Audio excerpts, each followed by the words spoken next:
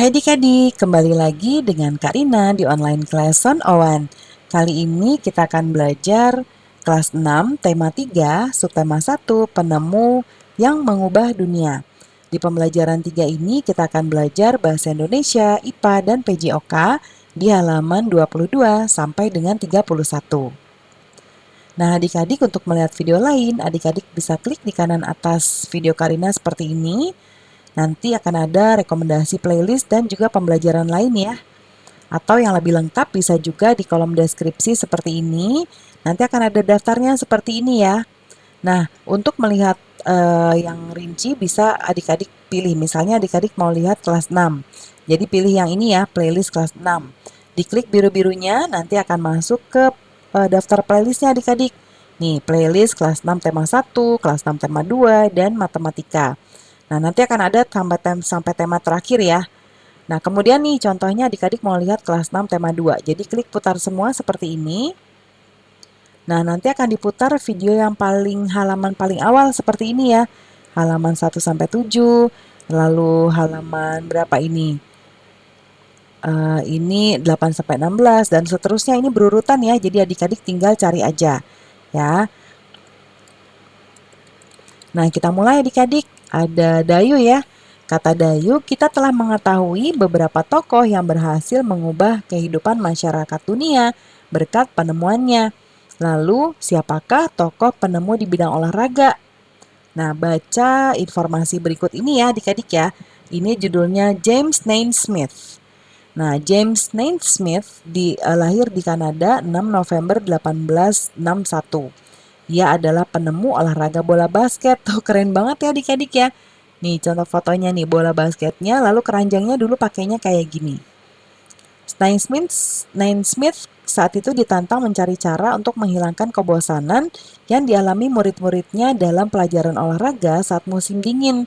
Nah, terinspirasi dari suatu permainan yang pernah ia mainkan saat kecil di Ontario, Naismith kemudian menciptakan permainan yang kemudian dikenal sebagai bola basket di tanggal 15 Desember 1891. Ya.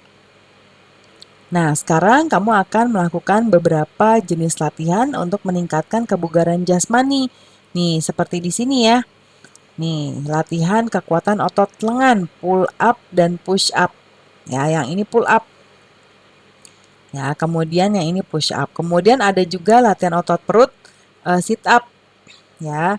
Nah, seperti ini sit up. Ya, jadi posisinya nanti tiduran lalu bangun, tangannya kayak gini nih kalau dilihat dari belakang. Kemudian loncat tegak dan lompat ke depan. Ya. Latihan ini bertujuan untuk meningkatkan kekuatan otot tungkai. Lalu lari cepat atau sprint. Nah, kalau ini lari cepat bertujuan untuk meningkatkan kecepatan. Ada juga lari jarak sedang. Nah, yang ini untuk meningkatkan daya tahan paru-paru, jantung, dan pembuluh darah. Nah, adik-adik push up dan sit up adalah gerakan yang cukup berat ya. Oleh karena itu terdapat sedikit perbedaan gerakan push up dan sit up bagi laki-laki dan siswa perempuan. Ini contohnya, kalau yang perempuan kayak gini ya gerakan push up-nya. Ya, lalu sit up-nya kalau perempuan kakinya seperti ini. Ya. Kalau perempuan kayak ada apa ditekuk ya kakinya. Kalau yang laki-laki lurus sampai sini. Ya. Nah, lalu loncat tegak atau vertical jump seperti ini ya. Jadi badannya lurus kayak gini, tubuhnya. Lalu ambil ancang-ancang lalu loncat. Ya, loncatnya seperti ini. Ya, jangan lupa berdoa dahulu dan pemanasan juga ya. Nanti diikuti juga arahan dari Bapak dan Ibu guru olahraga. Nah, setelah berlatih, diskusikan hal berikut bersama beberapa teman ya. Yang pertama, apakah kamu berhasil mencapai jumlah yang ditentukan saat melakukan push up dan sit up? Ya, misalnya Bapak Ibu guru minta 20 gitu ya misalnya. Nah, mencapai enggak? Nah, yang ini jawabannya sesuaikan sama adik-adik ya. Misalnya, iya saya berhasil. Ya, karena saya dijelaskan ya. Karena saya mampu melakukan push up dengan jumlah yang ditentukan tanpa istirahat dan terus melakukan berulang hingga jumlah yang ditentukan tercapai. Lalu apa kesulitannya ketika menghadapi apa kesulitan yang kamu hadapi saat melakukan push up? pull up, sit up, dan juga loncat tegak. Ini juga disesuaikan ya, misalnya nggak menemukan hambatan ya sudah. Tapi kalau ada misalnya apa namanya masih bingung dengan cara bangunnya ya karena susah gitu ya dan lain sebagainya diceritakan aja. Lalu bagaimana rencanamu ke depannya untuk meningkatkan kebugaran tubuhmu? Nah, yaitu dengan menambah gerakan lain ya, selain yang ada tadi. Misalnya berlari, jalan cepat, mengonsumsi makanan sehat seimbang, dan juga menjaga pola tidur. Kemudian bagaimana variasi permainan yang dapat dikembangkan untuk push up, pull up, sit up, dan loncat tegak? Nah, variasinya adalah jadi dalam satu gerakan berkesinambungan, pertama misalnya loncat tegak, mendarat, loncat kembali, lalu pull up satu kali, selesai pull up, duduk dan gerakan sit up. Lalu balik badan hingga posisi telungkup, lalu langsung push up ya, lalu ulang lagi ya. Nah, itu contoh aja ya adik-adik ya. Nah, kemudian berikutnya, di pembelajaran sebelumnya kamu sudah membaca tentang listrik pengubah dunia ya, dan juga sudah menjawab pertanyaan di bacaannya. Sekarang amati jawaban adik-adik, pastikan bahwa jawaban tersebut benar dan sesuai dengan isi bacaan. Tuliskan jawabanmu pada diagram berikut ini sesuai urutan paragrafnya. Nah, contohnya Karina buat di sebelah kanan, paragraf pertama, listrik telah membawa banyak perubahan dalam kehidupan masyarakat. Bagaimana perjalanan arus listrik hingga sampai ke rumahmu? Paragraf kedua, arus listrik adalah gelombang elektromagnetik. Arus listrik dihasilkan oleh generator raksasa pada pusat pembangkit listrik. Arus listrik tersebut disalurkan melalui jaringan listrik menuju ke gardu-gardu penerima. Dari gardu penerima, arus listrik kemudian disalurkan ke rumah penduduk dan ke berbagai tempat yang memerlukan. Lalu di paragraf ketiga, ini agak banyak, boleh disingkat ya adik-adik ya. Arus listrik yang diterima kemudian disalurkan melalui rangkaian kabel listrik. Ya, rangkaian kabel tersebut umumnya menghubungkan beragam peralatan elektronik ya. Kemudian seperti televisi, kipas angin, dan kulkas. Manfaat arus listrik antara lain untuk menyalakan beragam peralatan elektronik. Perbedaan rangkaian seri dan paralel adalah rangkaian seri disusun dengan cara bersambung atau sejajar dan rangkaian paralel disusun berderet. Dan paragraf terakhirnya, listrik telah membawa banyak perubahan dalam kehidupan masyarakat di dunia. Listrik sangat penting bagi kehidupan manusia, sehingga kita harus bijaksana saat menggunakan listrik ya. Nah, selanjutnya di sini jawablah pertanyaan berikut untuk memastikan isi tulisanmu di diagram ya. Nah, yang ini adalah apakah tulisanmu di paragraf pertama sudah memenuhi kriteria berikut.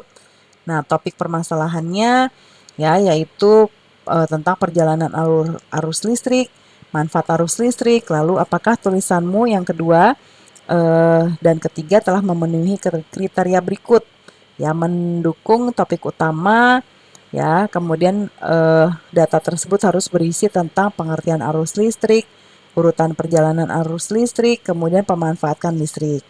Dan yang terakhir, tulisan keempat, paragraf keempat, apakah memenuhi kriteria berikut? Ya, kesimpulan, kemudian pesan ide pribadi penulis mengenai topik masalah ya. Nah, berikutnya, ini ada bacaan lagi, judulnya teks eksplanasi ilmiah. Teks eksplanasi ilmiah adalah teks eksplanasi yang menerangkan suatu proses yang bersifat ilmu pengetahuan alam, seperti gejala alam, terjadinya pelangi, proses arus listrik, dan sebagainya. Teks eksplanasi berfungsi untuk memberikan penjelasan kepada pembaca tentang proses terjadinya sesuatu, yang disusun menurut prinsip sebab akibat. Teks eksplanasi terdiri atas pernyataan umum atau pembukaan, deretan penjelas atau isi, dan penutup atau kesimpulan.